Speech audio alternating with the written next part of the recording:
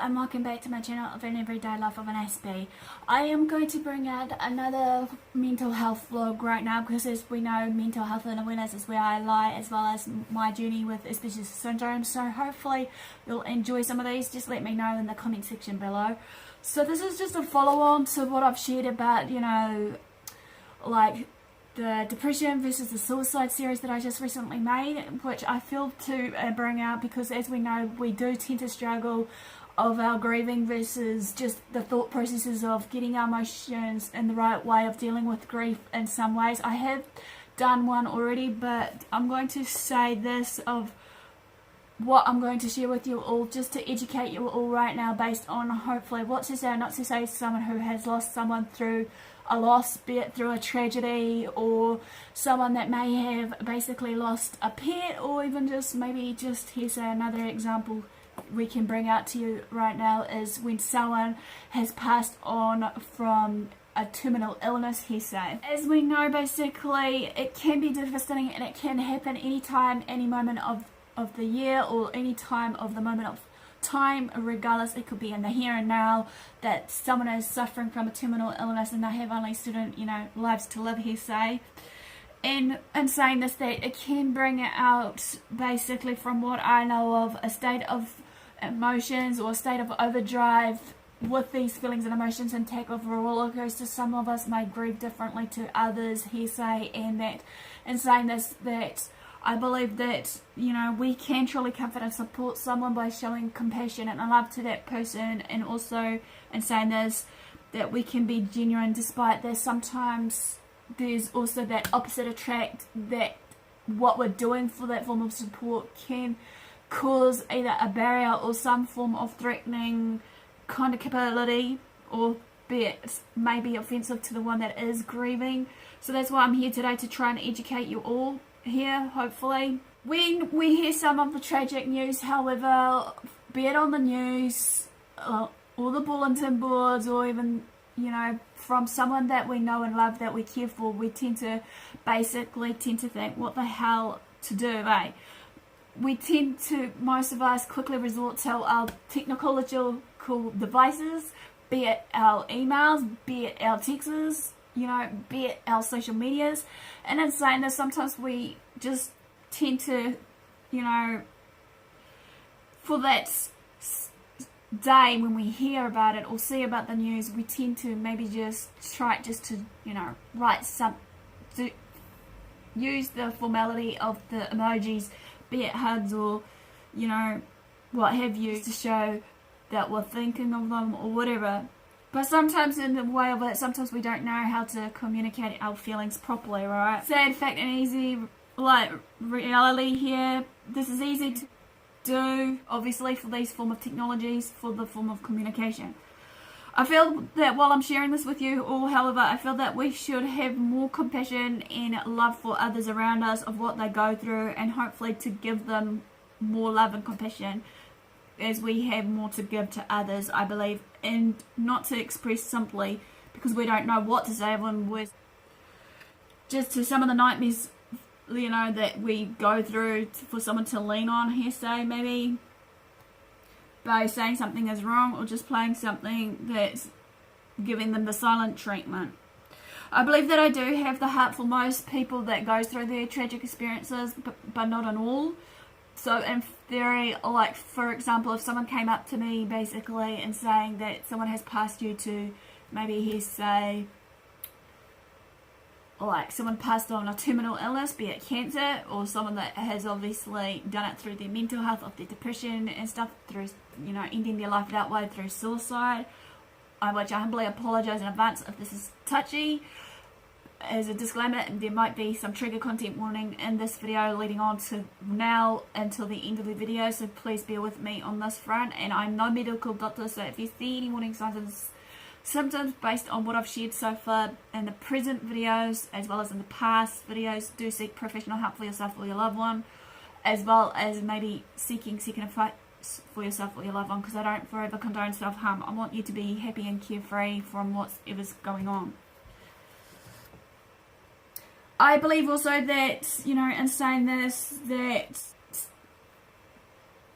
with this video, it's not going to be comprehensive and set concrete, even though basically this is just the basics of how to, you know, what not to say and what to say to someone who is grieving through a loss, you know, or a tragedy. So hopefully we can learn to educate ourselves and actually learn from each other, hopefully, because there's obviously, as we know, no right or wrong way of dealing with it or giving advice here. So this is just my advice for you all, as well as maybe just a little bit of my experience in between, and I might do a second part if I'm running out of time. So examples are of what not to say or what have you, or what to do to, you know, someone if they share a serious diagnosis. Hearsay is a classic example. I'm gonna don't say, number one, I know how you are feeling right now. Truth is, unless you have experienced it or you've been through it, you can give them enough open arms and open hand of advice, you know, even though that, you know, we might not probably exactly know what they're feeling if we haven't experienced it ourselves. Most people will know you're trying to maybe either emphasize, but and then on the other hand, some other people may take it on board that you're minimizing their own experience of what they've been through. Push your own opinions, especially if someone is overwhelmed. This is an important one because, as we know, people grieve differently and the feelings is so overwhelming, and we don't want to be bombarded with advice here, so constantly stopping us, and we need to just basically tap into our own institution and use our initiative, basically, even though this can be difficult for many of us. And this will depend on the everyday situations of what we face, I believe. Just appropriate maybe some days to say less to the person that is grieving and hold back and listen to them more, maybe in hearsay, just so that they know that you're there to just to listen. Number three, don't share that you knew someone with the same problem, issue, and, you know, didn't turn out so well. This is a big no-no, as this will bring you not much closer to the person that is grieving, hearsay, to that someone special. I heard that ... died. Your response should be something like, sorry that ... has died. Insert the name. With the name of that person and word death shows that you have obviously shown interest and actually are ready to be open to talk to that person, and that, you know, this is also giving them, the person that's grieving, a safety net basically to talk and to also trust you in the surroundings that they're in when they need a listening ear for someone to listen. For the dude, I'm sorry this has happened to you. Offer them words like this: I don't know what to do or what to say, but know that I'm here for you as support. Ask them how they're feeling, even though it may be no-brainer that they're grieving and they're still, you know, angry, upset and all that based on this. Don't forever assume, though, to know that someone is feeling what they're feeling while they're grieving, though, however. Or telling them how to grieve, because obviously, again, that's a no-no, because that grieving takes time for many people, and obviously, you know, there are different stages of grieving, as I said before, basically, and grieving takes time, which I'll insert the stages of grief above me right now. The key here is to just, you know, listen, you know, reach out and offer a loving shoulder to them, and to lean on, to cry on, what have you, or even better still, find a distraction on doing something fun together if they're in the right frame of mind and in the right mood and space. What can you do? Right, be there to support them, be their listening ear, shoulder to cry on, as I said. Never abandon them though while they're grieving. Be in their company. Sit in silence if need be if they don't want to talk. Don't need to talk, because obviously, again, this will vary from person to person if they want to listen and be patient, as well as being supportive to them. Never ever try and force someone to talk to you of that someone who has passed. It's always important, basically, there will be a right time for them to speak out and actually think. And empathy is the key here. Be in their shoes, obviously, and put their feelings first, not yours, and put their feelings into consideration. Accept how they're feeling.